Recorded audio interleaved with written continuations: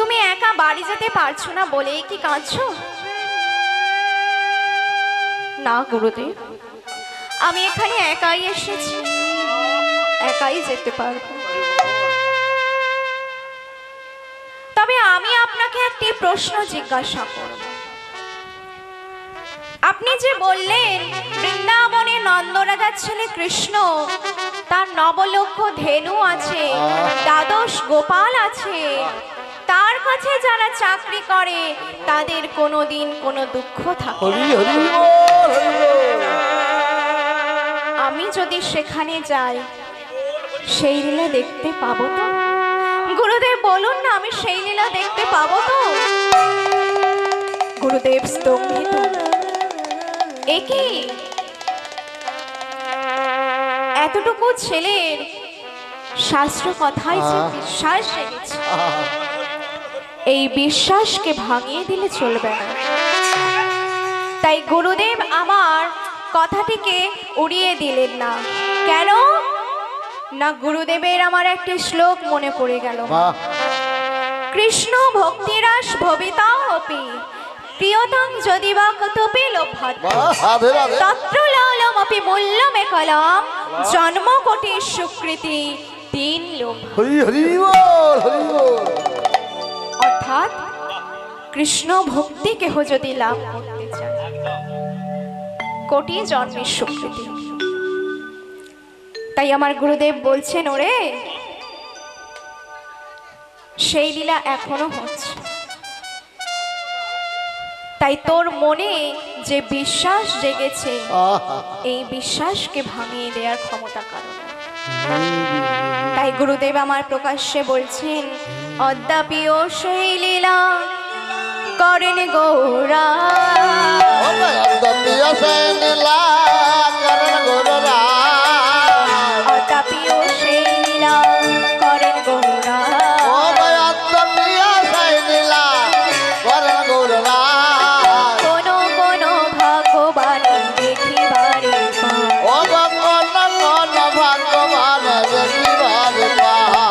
কোনো ভগবান দেখিবারে পায়, কোনো কোনো ভগবান দেখিবারে চলে, নিত্য চলে, দেখতে চলে রাধা গোবিন্দের লীলা, লীলা দেখতে চলো রাধা গোবিন্দের লীলা, দেখতে চলো রাধা গোবিন্দের লীলা, রাধা গোবিন্দের লীলা, রাধা গোবিন্দের লীলা, রাধা গোবিন্দের লীলা, রাধা গোবিন্দের লীলা, এই লীলা দেখতে চলো। কি বলা হলো না, অদ্যাপিও সেই লীলা করেন গৌরায়, কোন কোন ভাগ্যবান দেখিবারে পায়। ওমা, সবাই দেখতে পায় না, কোন কোন ভাগ্যবান দেখতে পায়।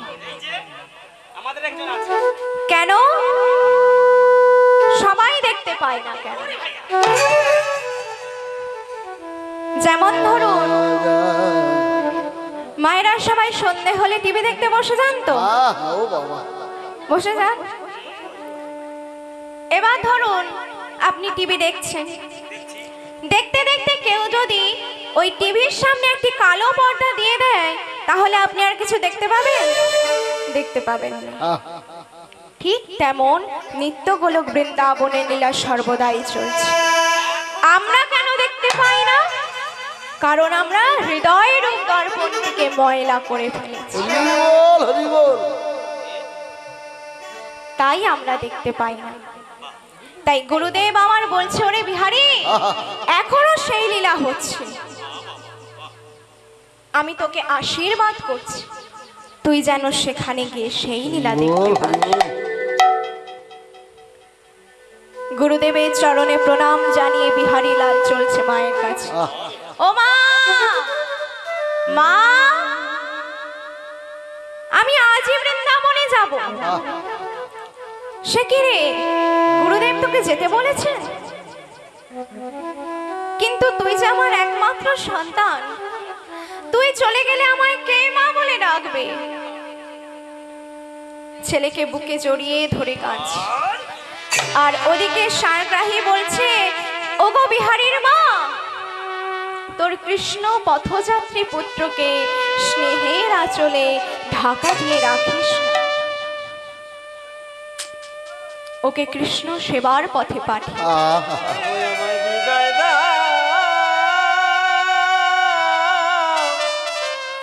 তোর স্বর্গাদপি গরীয়সী নাম যদি সার্থক করতে চাস, তবে পুত্রকে স্নেহের আঁচলে ঢাকা দিয়ে রাখিস। হ্যাঁ গো মা, আপনারা অনেক বড়। শাস্ত্রে বললেন পিতা স্বর্গ, কিন্তু মাতা স্বর্গাদপি গরীয়সী।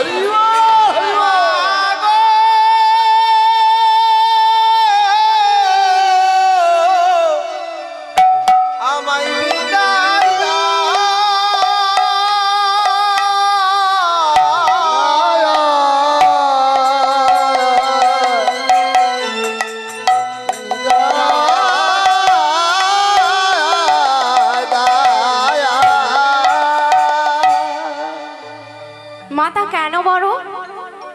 গর্ভে ধারণ করেন ও লালন পালন করেন বলে কি মাতা বড়? শাস্ত্রে বললেন পিতরূপেচ্ছ ঠিক মাতা, কেননা গর্ভধারণ পশ্চাৎ অত্র হে ত্রিষু লোকেষু নাস্তি মাতৃ সমো গুরু।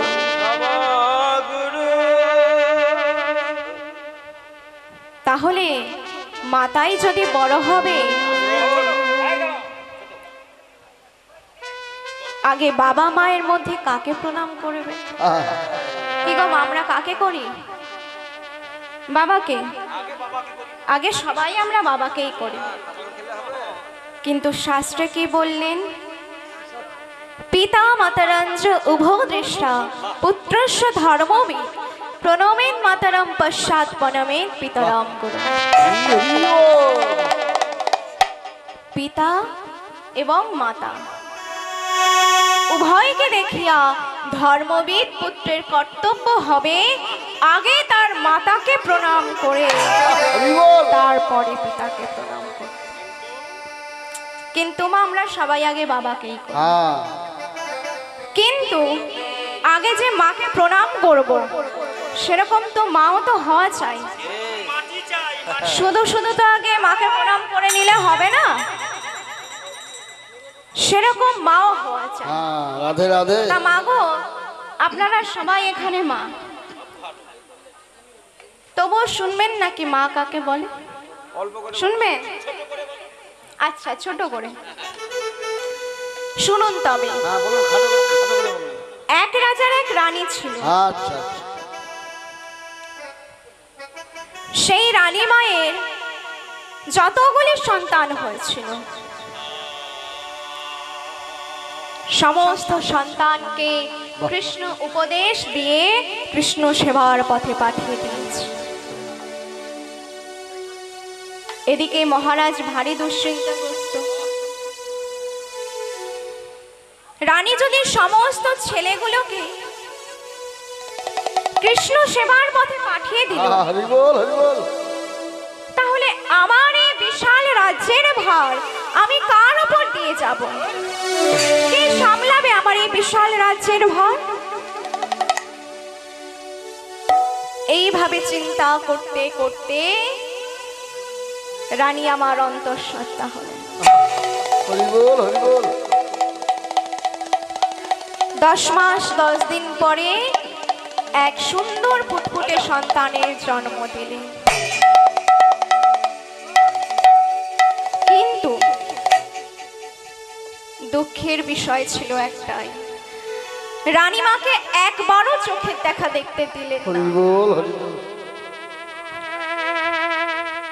এতে আমার রানীমায়ের মা কোনো দুঃখও ছিল না। তিনি কি করতেন না, শাস্ত্রের ওই নিগড় নিগড় কথাগুলো একটা মানপত্রে লিখে সম্পুটের মধ্যে গুছিয়ে রেখে দিয়েছে। এরপর রানীমা যখন মৃত্যু শয্যাশায়ী, মহারাজকে ডেকে বলছেন, মহারাজ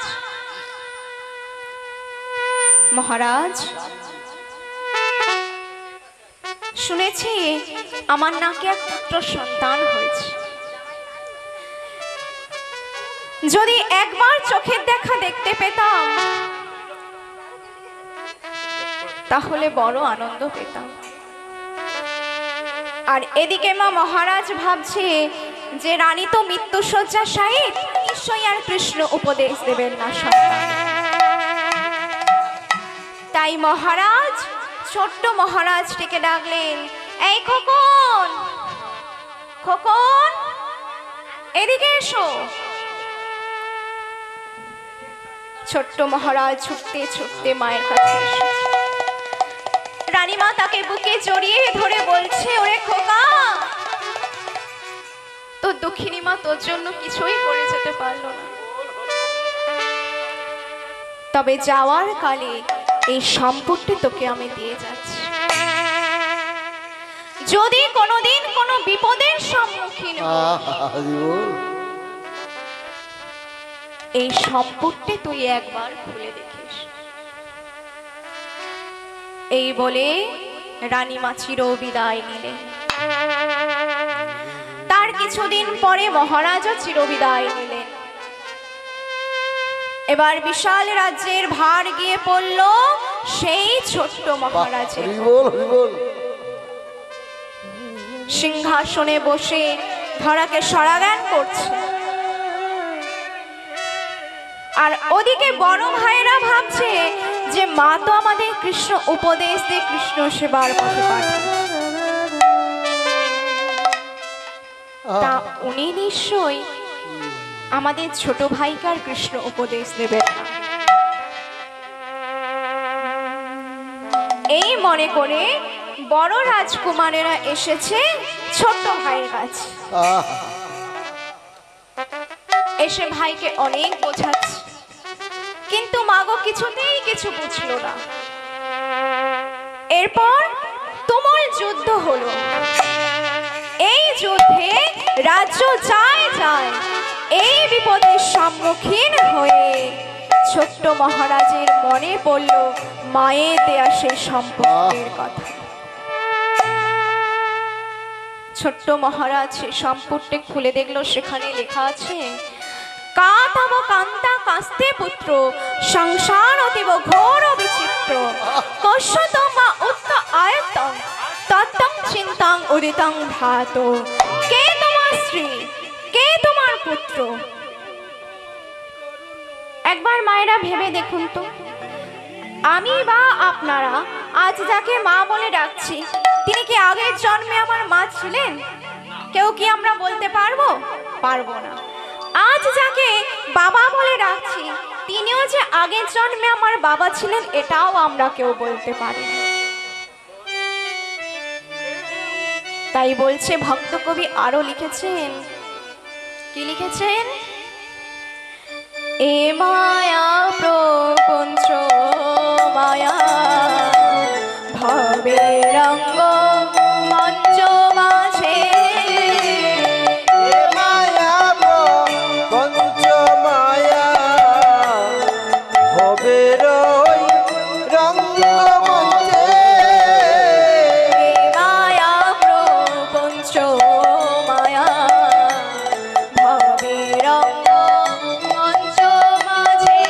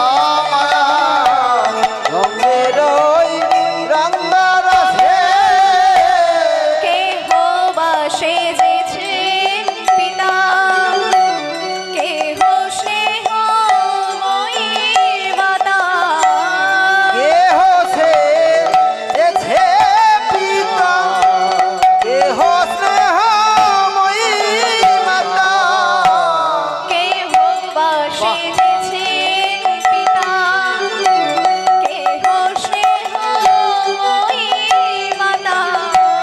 কেহ সেজেছে পিতা, কেহ স্নেহময়ী মাতা। একই কতই রঙে অভিনেতা, কতই রঙে অভিনেতা, কতই রঙে অভিনেতা।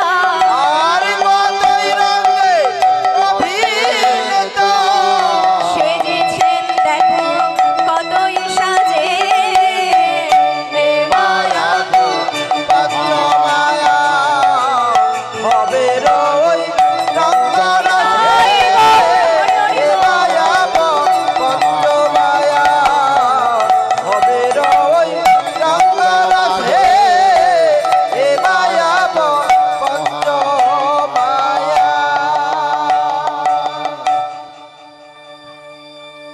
যেমন ধরুন মা, এই যে আমরা যেখানে এই কেউ খোল বাজাচ্ছে, কেউ ক্যাশো বাজাচ্ছে, কেউ ঘরতাল বাজাচ্ছে, এদের সবার বাড়ি নিশ্চয়ই এক জায়গায় না, সবার বাড়ি যে যার আলাদা জায়গা। কিন্তু যখন আমরা এই হরি বাসরে হরি গুণগান করছি, তখন কিন্তু আমাদের এই একটাই সম্পর্ক। কিন্তু মা সেটা আসল না। ঠিক তেমন এই রঙ্গমঞ্চের নাট্য কত সময় চলে না, পঞ্চম অঙ্ক পর্যন্ত। সেই পঞ্চম অঙ্ক কি কি? বাল্য, পৌগণ্য, কৈশোর, যৌবন এবং বার্ধক্য। তবে মা একটা কথা বলি, সবার নাটক যে পঞ্চম অঙ্ক পর্যন্ত যাবে তেমনটা নয়। কেহ জননী জঠরেই বিদায় নেয়, আবার কেহ বৃদ্ধকাল পর্যন্ত যায়।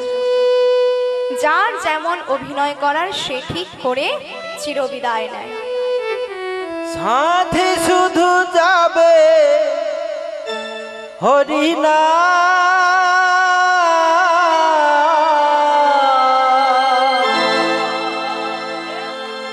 আর কিছু সাথে যাবে না। সাথে তাই মাগো আজকে বলছে যতবার জন্ম হবে ততবার মৃত্যু হবে। ওখানে গেলে এখানে আসতে হবে, আবার এখানে এলে ওখানে যেতে হবে। এখানে আমরা কেউ মা থাকতে আসি। যেমন ধরুন এই যে আমরা এখানে কীর্তন হচ্ছে, প্রোপাইটার মহাশয় কি করবেন? আমাদের বিদায়কালে মাইনে দিয়ে বিদায় করবেন এবং সাথে সাথে আর কি করবেন না, একটি কর্মফল লিখে দেবেন যে কে কেমন অভিনয় করবে। সেখানে যদি লেখা থাকে যে এ মানুষের অভিনয়ে বিশেষ পারদর্শিতা নেই, যা কুশিগালের মধ্যে রয়েছে, তাহলে কি হবে না, পরের জন্মে আমাকে ওই মানপত্র অনুযায়ী পশুর পোশাক পরিয়ে দেবে। তাই মাগো আমাদের সবাইকে চিন্তা করতে হবে যে আমরা এই মানব দেহটি নিয়ে এই মানুষের পোশাকটি পরে যে এসেছি, আমরা যেন মানুষের মতো অভিনয় করতে পারি, নইলে পরের জন্মে পশু জন্ম অনিবার্য। তাই মাগো আজ বিহারী লালের মা বিহারীকে বলছে, ওরে বিহারী, তোর ওই সুপথে আমি আর বাধা দেব না। তবে হ্যাঁ, একটা কথা শুনে রাখ, আমি তো তোর মা, মায়ের একটা কথা রাখিস, তুই যেখানে যেমন ভাবে থাকিস না কেন, তোর এই দক্ষিণী মাকে যেন তুই ভুলে না যাস। এই বলে বিহারী মায়ের চরণে প্রণাম জানিয়ে বৃন্দাবনের পথে চলছে। আমার সবাই বৃন্দাবনে যাবেন তো? কি গো মায়েরা, যাবেন না যাবেন না? যাবেন না তো? তাহলে করব না। যাবেন? সবাই দুটি বাহু তুলুন দেখি। চল রে মুন্সি বৃন্দাবন ধাম, জপে যা রাধা রাধা नाम, मिलेगे श्याम बिहारी, मिलेगे कुंज बिहारी। चल रे मुंशी वृंदावन धाम, जपे जा राधा राधा नाम, मिलेंगे कुंज बिहारी ओ प्रीतम बिहारी। चलो जाई वृंदावनी राधा राधा नाम, मिलेंगे कुंज बिहारी ओ प्रीतम बिहारी। चल रे मुंशी वृंदावन धाम, जपे जा राधा राधा नाम, मिलेगे श्याम बिहारी, मिलेगे कुंज बिहारी। चलो जाई वृंदावन धाम ओ राधा राधा नाम, मिलेंगे कुंज बिहारी ओ की श्याम प्यारी। चल रे मुंशी वृंदावन धाम, जपे जा राधा राधा नाम, मिलेगे श्याम बिहारी, मिलेगे कुंज बिहारी।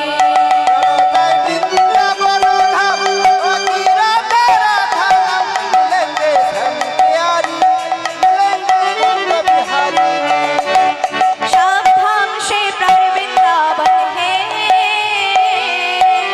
सबसे मधुर राधा नाम है।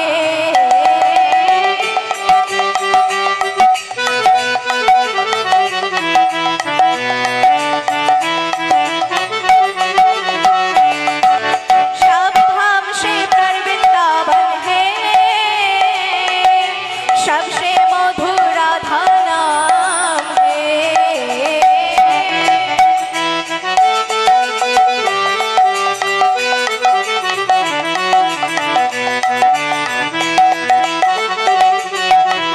चल रे मुंशी वृंदावन धाम, जपे जा राधा राधा नाम, मिलेगे श्याम बिहारी, मिलेगे कुंज बिहारी।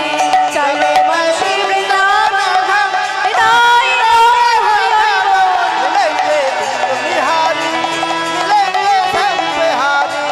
चलो जाई वृंदावन धाम ओ राधा राधा नाम, मिलेंगे श्याम प्यारी, मिलेंगे कुंज बिहारी।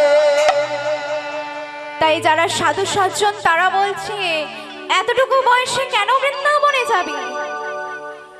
বাবা, আমি শুনেছি বৃন্দাবনে নন্দ রাজার ছেলে কৃষ্ণ আছে, তার নবলক্ষ ধেনু আছে, দ্বাদশ গোপাল আছে। তার কাছে যারা চাকরি করে তাদের কোনোদিন কোনো দুঃখ থাকে না। তাই আমি তার কাছে একটি চাকরি নেব বলে এসেছি। তখন যারা সাধু সজ্জন তারা মনে মনে ভাবছে, আহা, এতটুকু ছেলের এই শাস্ত্র কথায় যে বিশ্বাস জেগেছে, এই বিশ্বাসকে ভাঙিয়ে দিলে চলবে না। হয়তো এই বিশ্বাসের গুণে সেই অপ্রাকৃতিক লীলা দর্শন করতে পারবে। তাই যারা সাধু সজ্জন তারা বলছে, ওরে, এই পথ ধরেই বৃন্দাবনের পথ, তুমি এই পথ ধরেই চলে যাও। তাই বিহারী আমার সেই সাধু সজ্জনে জানিয়ে দেয়া পথ ধরে বিহারী লাল আমার চলেছে। চলতে চলতে মা 3 দিন অতিক্রান্ত হয়ে গিয়েছে। কাঁটা বন মানে না, অন্ধকার মানে না, ক্ষুধায় তৃষ্ণায় পথের মধ্যে গড়াগড়ি দিচ্ছে। আর এদিকে ঠাকুর আমার করলেন কি না, ভক্তের নয়নের বাড়ি সইতে না পেরে বিহারী লাল যেই মাঠের মাঝে পৌঁছেছে, সেই মাঠের মাঝখানে একটি বটবৃক্ষ সৃষ্টি করলেন এবং সেই বৃক্ষের পাশে একটি সরোবর সৃষ্টি করলেন। আর এদিকে মা বিহারী দূর থেকে তাকিয়ে দেখছে একটা যেন বৃক্ষ দেখা যাচ্ছে ওখানে। হরি বল হরি বল। যদি কোনো রকমে আমার এই দেহটাকে টানতে টানতে ওই বৃক্ষের তলায় নিয়ে যেতে পারি, তবে এই প্রখর রৌদ্রের হাত থেকে আমি রক্ষা পাব।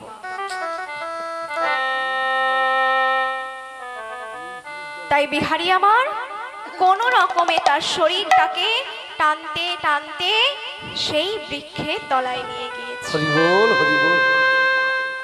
এবং পাশে দেখছে একটি সরোবর রয়েছে। মনে মনে ভাবছে যে এই সরোবরের একটু জল পান করে আমি আবার আমার প্রাণ ফিরে পাব। কিন্তু মা বিহারী দূর থেকে তাকিয়ে দেখছে একটা যেন বিশাল আকৃতির একটি জ্যোতি দেখতে পেল। বিহারী মনে মনে ভাবছে এ কিসের জ্যোতি। তখন আবার বিহারী দেখতে পেলেন সেই জ্যোতির জায়গায় একটি ছেলে কাঁধে ভাণ্ড নিয়ে এদিকে আসছে। কাঁধে লয়ে দধির ভাণ্ড চলে আমার প্রাণ গোবিন্দ। আরে কাঁধে নয় দোদের ভাণ্ড চলিলেন আমার প্রাণ গোবিন্দ। কাঁধে লয়ে দধির ভাণ্ড চলে যায়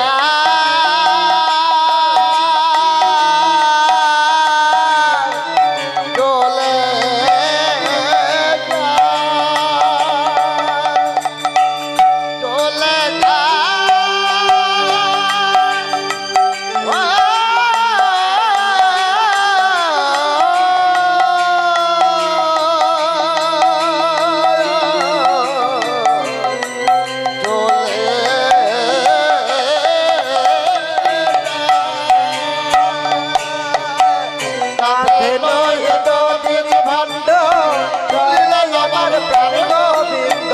হাকিয়া হাকিয়া যায় ভক্তেরও কাছে। হাটিয়া হাটিয়া যায় ভক্তের কাছে। হাকিয়া হাকিয়া যায় ভক্তেরও কাছে। আজ হাসে হাসিয়া যায় ভক্তের কাছে। ওই না ভালো দই ভালো দই ভালো দোয় ভালো ভালো দই ভালো দই ভালো দোয় ভালো আমি বিনা পয়সায় বিকায় দেব। বলে ভালো দোয় ভালো বিনে পয়সায় বিলাইব। বলে ভালো দোয় ভালো বলি আয় তোরা আমার কাছে। ভালো দোয় ভালো আইলে তোরা আমার কাছে। বলে ভালো দোয় ভালো বলি আয় তোরা আমার কাছে। বলে ভালো দোয় ভালো আইলে তোরা আমার কাছে। বলে ভালো দোয় ভালো ছেলেটি এসে বিহারী লালের পাশে বসেছে। এবার মা বিহারী লালের একটু সাহস হয়েছে। বিহারী জিজ্ঞাসা করছে তুমি কি দধি বেচতে গিয়েছিলে? হ্যাঁ, আমি দধি বেচতেই গিয়েছি। ও তুমি বুঝি তাহলে গোয়ালের ছেলে? হ্যাঁ, আমি গোয়ালের ছেলে। তা তোমার নাম কি? আমার তো অনেক নাম, শুনবে? তবে শোনো, আমার নাম নন্দ দুলাল রে। আমার নাম নন্দ দুলাল রে। আমার নাম নন্দ দুলাল। আমার নাম নন্দ দুলাল রে। আমার নাম নীলমণি রে। আমার নাম নীলমণি রে। নীলমণি রে। আমার নাম নীলমণি রে। আদর করে মা ডাকে নীলমণি রে। আদর করে মা ডাকে নীলমণি রে। এই জগৎকে তরাই বলে জগৎ তারণ রে। জগৎ তারাই বলে জগৎ তারণ রে। দিন জনে সবাই ডাকে দিন বন্ধু রে। দিন জনে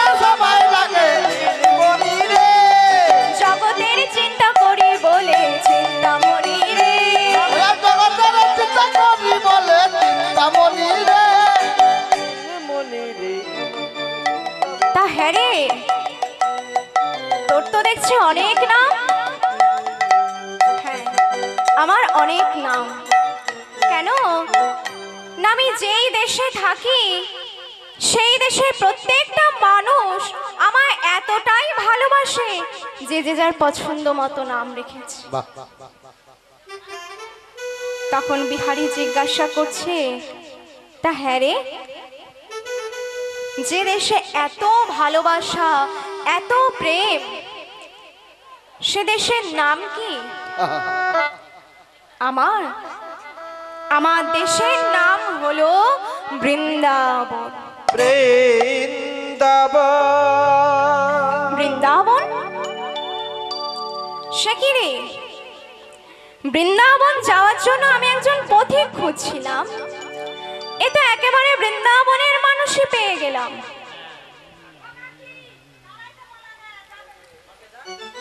তা হ্যাঁ রে, তোর দেশে যে সেই নন্দরাজার ছেলে কৃষ্ণ, তাকে তুই চিনিস? ও মা, কেন চিনবো না, সে তো আমাদের ছেলে। হ্যাঁ, আমি শুনেছি তার নাকি নবলক্ষ ধেনু আছে, দ্বাদশ গোপাল আছে, তার কাছে যারা চাকরি করে তাদের কোনোদিন কোনো দুঃখ থাকে না। তাই আমি তার কাছে একটি চাকরি নেব বলে এসেছি। তা হ্যাঁ রে, আমার মতো ওই কাঙালকে তার দলে চাকরি দেবে? ওরে, কাঙাল বলিস কি রে, কাঙাল দেখলে যে সে কোলে তুলে নেয়।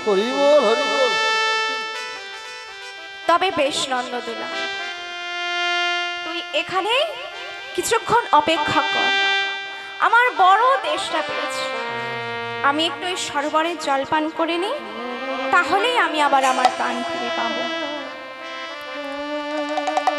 তখন নন্দদুলাল বলছে, হ্যাঁ রে, আমার নাম তো বললাম,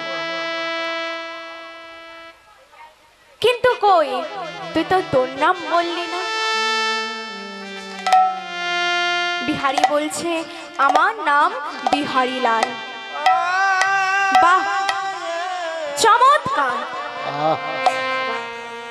আমি হলাম নন্দদুলাল আর তুই হলি বিহারীলাল। এই আমাদের নামের মধ্যে একটা মিল আছে না, নন্দদুলাল আর বিহারীলাল। তবে বেশ, জল পান করে আর কাজ নেই তোর, তুই আয়, আমার ভারে যে দধি আছে এই দধি খাইয়ে আজ আমরা আমাদের বন্ধুত্ব স্থাপন করব।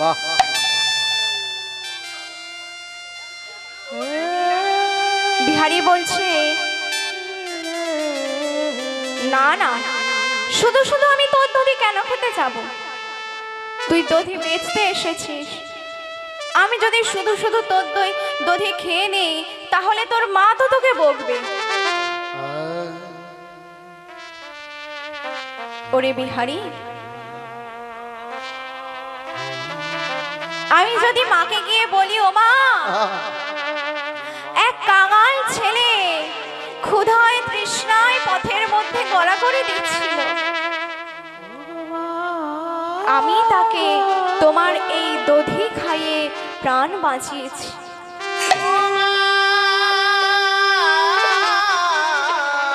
তখন আমার মা আমায় কি বলবে জানিস? বাছা নীলমণি, ভালোই করেছিস, আমার দধিতে যে এক কাঙাল ছেলের প্রাণ ফিরে এসেছে, এটা আমার দধি পাতা সার্থক হয়েছে। ওরে বিহারী, আয় আমরা দুজনে এই দধি খাইয়ে আজ আমরা আমাদের বন্ধুত্ব স্থাপন করব। এই বলে একদিকে ভক্ত আর একদিকে ভগবান বসেছে। ভক্ত ভগবানের মুখে দধি তুলে দিচ্ছে আর ভগবান ভক্তের মুখে দধি তুলে দিচ্ছে। এইভাবে দধি খাওয়া শেষ হলো। আগে চলেছেন নন্দদুলাল আর পেছনে রয়েছে ভক্ত বিহারীলাল। এরূপ মা কিছু দূর যাওয়ার পর নন্দদুলাল বলছে, ওরে বিহারী, তুই এই পথ ধরে চলে যা। বিহারী বলছে,